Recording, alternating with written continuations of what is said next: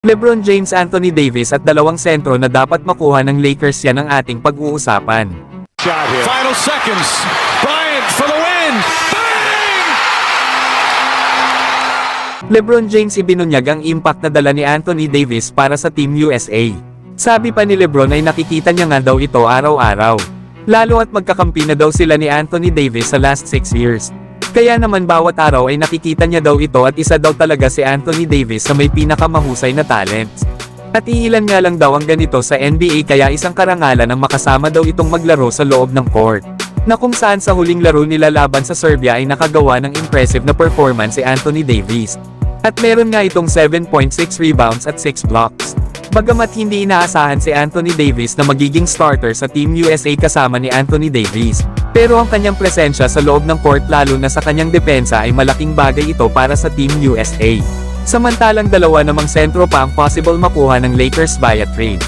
Una na nga ay itong si Miles Turner mula sa Indiana Pacers. Maaari ngang ibigay ng Lakers sila Rui Hachimura, Jalen Hood-Schifino at isang first round pick sa 2029. Kasama ang isang second round pick sa 2027. Na kapag nakuha nga ng Lakers itong si Miles Turner, ay magdadala naman ng pinagsamang shot blocking at floor spacing sa front court ng Lakers itong si Miles Turner. Lalo at isa itong mahusay na rim protector at 3-point shooter, na kung saan last season sa Indiana Pacers ay nag-average ito ng 17.6 rebounds at 1.9 blocks per game. At meron namang 35% shooting beyond the arc, na panigurado dahil sa dalang floor spacing ni Miles Turner. Ay madali na para kana Anthony Davis at LeBron James para makapag-operate sa paint sa kanilang opensa. Isa pa dahil sa magiging tandem nila Miles Turner at Davis sa depensa, ay walang duda na mahihirapan ngayon ang mga kalaban na makascore laban sa Lakers. Kaya solid din itong addition sa Lakers. Sunod naman ay si Clint Capela, na maaari nga daw ibigay ng Lakers itong sila Jalen Hood-Schifino at Rui Hachimura sa Atlanta Hawks. Kilala nga si Clint Capela na mahusay naka-pick and roll. Pagdating naman sa kanyang depensa ay grabe din ang shot blocking na ginagawa nito. Idagdag pa ang kanyang solid na pagkuha ng mga rebounds, na kung saan ay nag-average ito last season ng 11 points, 10 rebounds at 1.5 blocks per game.